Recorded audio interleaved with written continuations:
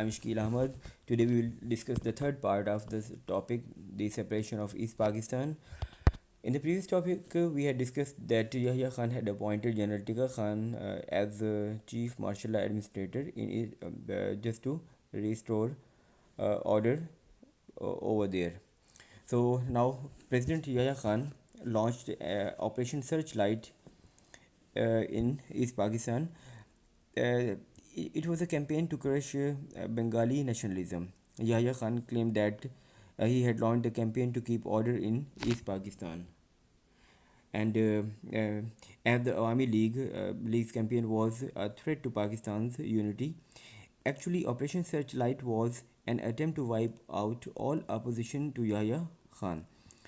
So, through that campaign of operation, in which Bengali intelligentsia, academics, and Hindus were treated with extreme harshness, Sheikh Mujibur Rahman was arrested, and thousands of Bengalis were being murdered as Pakistani forces took control of major towns and cities in East Pakistan.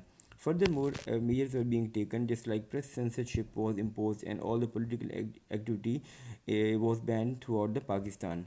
In retaliation, the Bengalis on 26 March they announced in a secret radio broadcast from Dhaka the formation of the Sovereign People's Republic of Bangladesh. Yahya Khan's measures were supported by all the political parties only in West Pakistan. And Bhutto claimed that Pakistan has been saved. Rather than being saved, the reality was millions of Bengali refugees were moving across the border towards India. And now there were the chances of a civil war. On 31st March, India declared its support for people of Bengal against the West Pakistan. The Indian army began to help and train the rebel Bengali army, which was known as Mukti Bahani.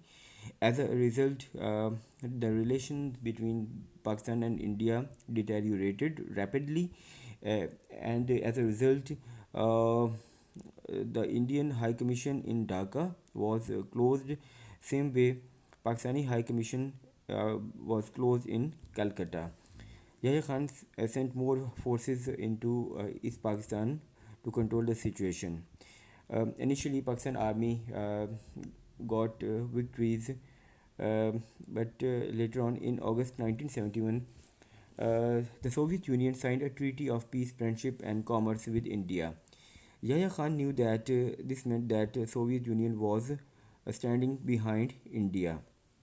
So at the same time, Pakistan uh, was looking for support from its own allies, China and USA, but they were much less keen to be involved, and they urged Yahya to negotiate an agreement with the Awami League. He was determined to do so. He also believed that he could win any war with India. On 21st November, the Mukti Bahini launched an attack on Jessore and captured the town. Yahya Khan declared a state of emergency and told his people to be ready for the war. In response, the Indians began to build up their forces on East Pakistan border. So tension increased further when on 29th November East Pakistan announced the members of its provisional government. A war between India and Pakistan now was very close. So this came on 3rd December when Pakistani Air Force launched air attacks uh, on northern India, and uh,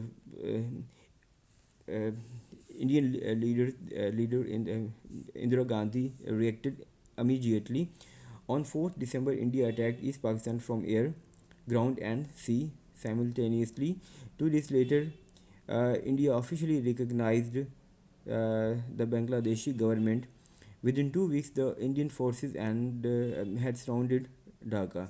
The Pak army tried to divert the Indian army from East Pakistan by launching attacks in Kashmir and Punjab, but they were not too much successful. Um in the due course, the United Nations Security Council had been trying to find a solution to avoid war. Zulfikar Bhutto attended the United Nations talks in New York. The United Nations passed a resolution calling on India and Pakistan to stop fighting and withdraw from East Pakistan. While a solution was worked out, it soon became very clear that USSR was prepared to back India by fighting. The United States and other Western allies were not prepared to do the same for Pakistan. Bhutto returned back to Pakistan knowing that Pakistan had to win the war on its own. Just a week after he arrived, he came back to Pakistan. Yahya Khan accepted the defeat and ordered the army to in East Pakistan to surrender. In Dhaka, the Mukti Bahani carried out massacres of anyone suspected of having associated with Pakistan.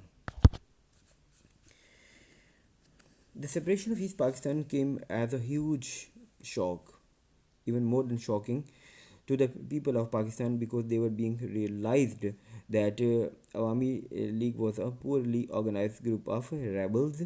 They were also told that if India intervened on East Pakistan side, uh, it too would be defeated easily.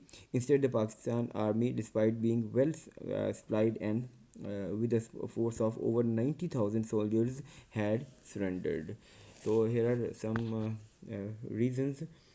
The main reason for the army's failure was that people of East Pakistan were determined to resist West Pakistan. They had already uh,